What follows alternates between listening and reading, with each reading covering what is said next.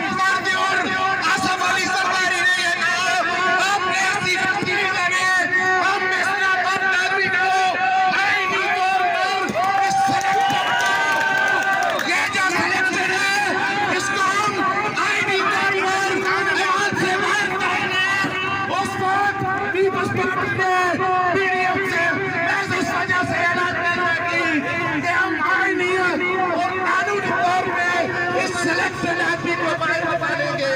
उसके बाद वो वक्त आया जब मेरे महबूब बिलावल भुट्टो सरदारी ने कराची से ऐलान कर चुकी और उस वक्त उन्होंने ये ऐलान किया कि जब मैं चौक पे पहुंचूंगा तो उस वक्त वो मर्द नहीं जो आपके खूनी मंजर से वो डर जाए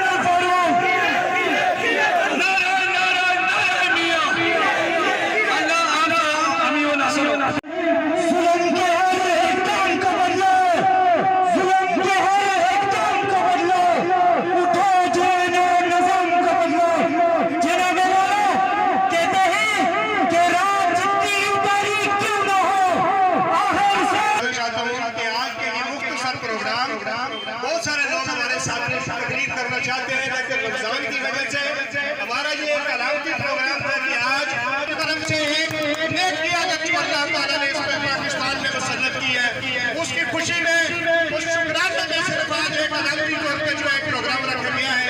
नाराजगी का इज़हार न करें सिर्फ एक मिनट के लिए, ताकि ट्रैफिक भी बंद है। इसके बाद मैं शबीर कियानी साहब से कहूँगा तो वो आपका शुक्रिया अदा सबका शुक्रिया अदा करते हुए पाकिस्तान डेमोक्रेटिक अलायंस की क़यादत, मरकज़ी क़यादत का शुक्रिया अदा करूंगा कि उसने मुतहद होकर एक डिक्टेटर से पाकिस्तान की गरीब अवाम को निजात दिलाई। और मैं ये इंशाअल्लाह हम उम्मीद रखते हैं कि वज़ीर आज़म पंजाब के नाम से मशहूर पाकिस्तान के वज़ीर आज़म पाकिस्तान जनाब मियां मोहम्मद नवाज शरीफ पाकिस्तान की अवाम को एक तवज्जो गुर्बत से निकाल कर पाकिस्तान को खुशहाली की तरफ लेकर आएंगे।